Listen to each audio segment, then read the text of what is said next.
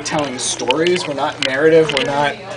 We're not confirming or denying any canon. They haven't really been that restrictive about what we can do. You know, every once in a while, like a name will pop up and they'll be like, "Don't use that guy, use somebody else." But you know, like Wave 5, the Decimator and the Outrider came out well after Disney had acquired us, and they let us do Yasan Azard, they let us do Dash Rendar. Well, I guess he's sort of canonical because he was in the movie, or at least the Outrider was. But they let us do a lot of personalities that weren't in the films. Mara Jade, I mean, that's a big fan favorite, and I have no idea. May or may not. May get written out of the. Probably will get written out of the universe completely. Although who knows? We'll see. We'll see what the new movie shows us. But you know, like they haven't been shooting down any ideas really. They're just like, you know what? That's an EU guy. Use him. I mean, we're at the point in the game where we've pretty much exhausted all this stuff from the movies. Certainly for Rebels and Imperials. There's a few more characters from Empire that we can use for Scum, certainly, but. You know, in general, there's to keep doing this game, we have to keep digging into the EU, and they've been cool with that. So it hasn't been a problem so far. And ditto the Raider. The Raider process was started before Disney acquired LucasArts, but they had no problem with it. They let us continue, like that's all approved. So that's about as official as a ship that isn't in a movie or a TV show gets. Yeah. Well, we're all pretty certain it's going to end up in Rebels at some I hope point. so, man. That would just tickle me. That would be amazing. Does the design team enjoy Rebels? Yeah, I think it's a pretty good show. I've actually only seen the first 4 episodes, I want to say. I've been meaning to catch up on it. It's a good show.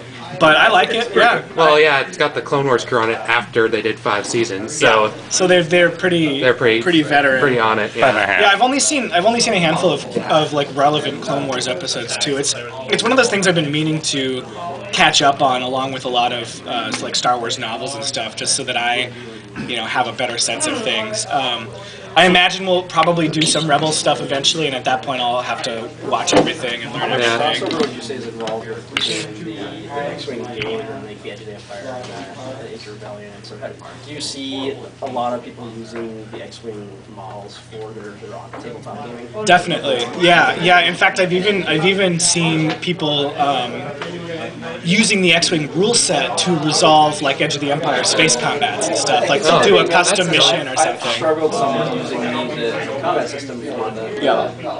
But then I'm an old D6 player too. Sure. So I see a lot. I see a lot of these straight up copy paste in the books, and I think it's great. Are you talking about like the West End stuff? West End stuff. Yep. Yeah, all the way back. That was good. It's great. I have a GM that played that with me for the last 10 years. Probably. What I loved about the West End RPG is how incredibly specific it was and how easy it was to like lose digits and like or hands or arms or like eyes. Like it was there was a whole like chart of like ways that you could get dismembered, and that's very in keeping with Star Wars. Like someone loses at least one character loses a hand or arm in every single original trilogy movie. And I was looking at the storyboards for Empire because my girlfriend bought me a original storyboard book, and in the original Boba Fett, or not Empire, Jedi, in the original Boba Fett fight, Luke cuts his arm off, and I'm like, man, what is with this series and like memoirs? That's a Jedi thing.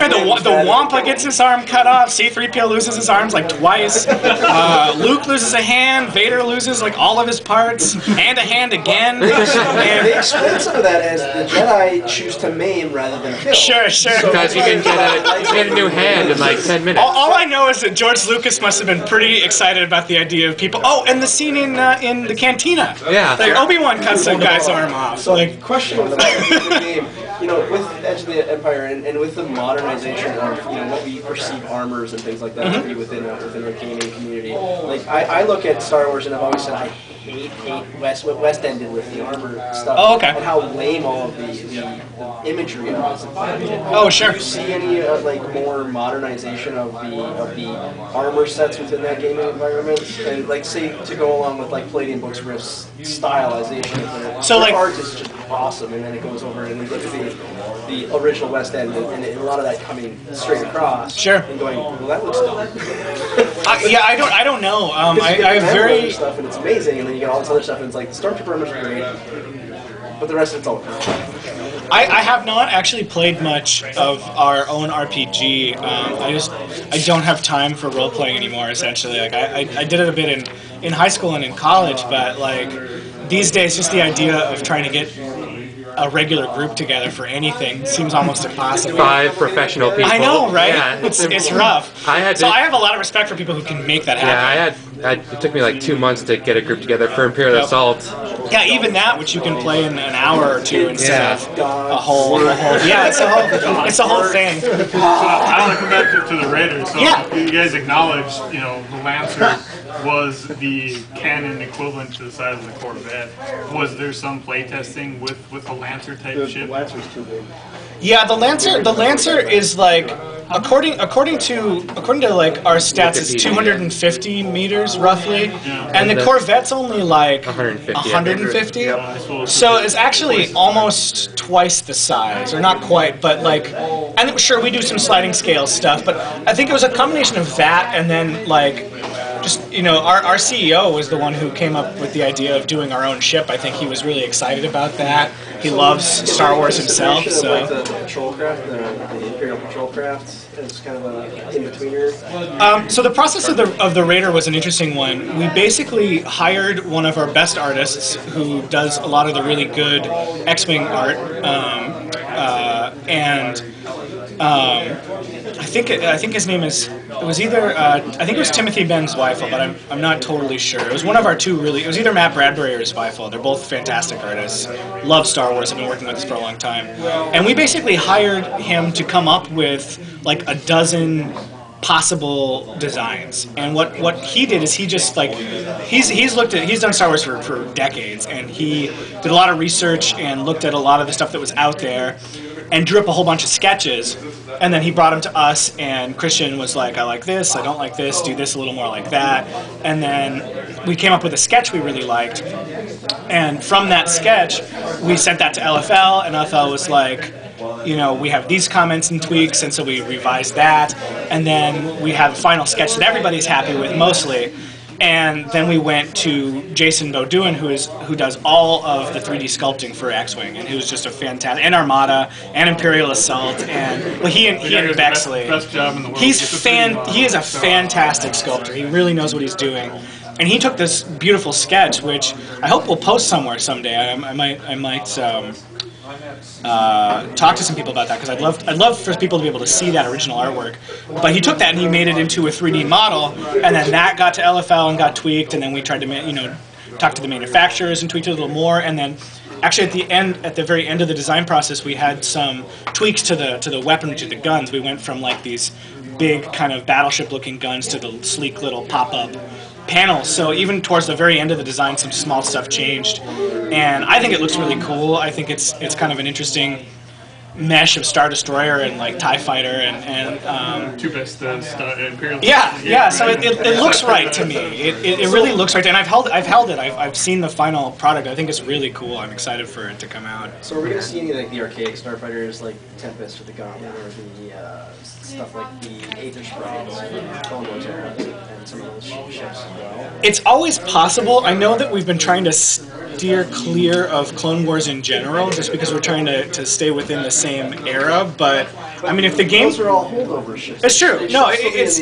like an ARC 170 would make sense. Like it's not impossible. Right. And I would say that as long the game keeps going and keeps being successful, we're gonna run out of ships. We're gonna have to do something. Right. We're already pretty much Or maybe have era expansions where it's this era or later. Yeah, definitely. And stuff like the Fury classes. And the other thing that's happening is the Force Awakens is coming out, and we just announced recently that we'll be doing some products for that. So that's.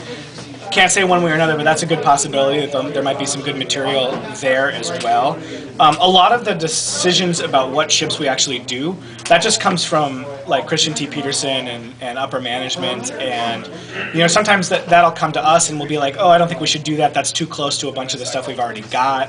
But there's a lot of weird stuff out there. There's like H-wings and K-Wings and Skipper A blast like boat. all kinds of Skipper A blast boat. Like so That's the one. Skipper A that's like a fan favorite. People really want to see it. There's the Assault gunship. assault gunship. Thank you. Yep. So there's a lot of stuff out there. I think one of my favorites on the West End was always the Gauntlet class. Sure. It's kind of a Y-wing-esque ship, but it's very stylized, and I always thought it was really cool looking ship. Yeah, and I'll say like as long as it basically it comes down to what does Christian like and what does the game need, and you know that pretty much, and what will LFL be most comfortable with. So we always try to first and foremost we try to do the ships that LFL is okay with.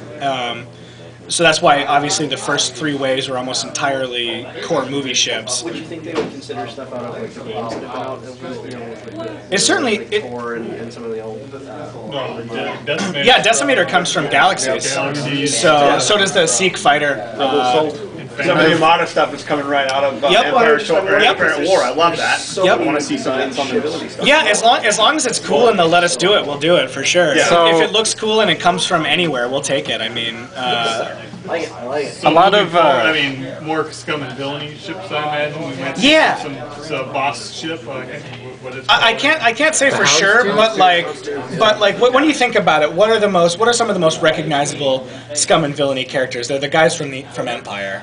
They're the guys. So like it would be crazy not to do those ships. So I think you can pretty. And we've already done 2. We've already done the Slave 1 and IG 2000. So it just makes sense that more of those will be coming along. Who was responsible for the original Boba Fett pilot action?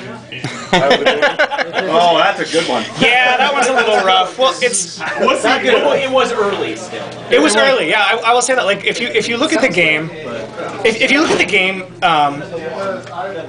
when this game came out, we had no idea how successful it was going to be. We had no conception of how. It is huge. It is beyond our wildest dreams. I can tell you that much. I started the company when X-Wing came out. Actually, my first day at work was getting on a bus and driving down to Gen Con in Indianapolis, and that was the Gen Con that X-Wing premiered.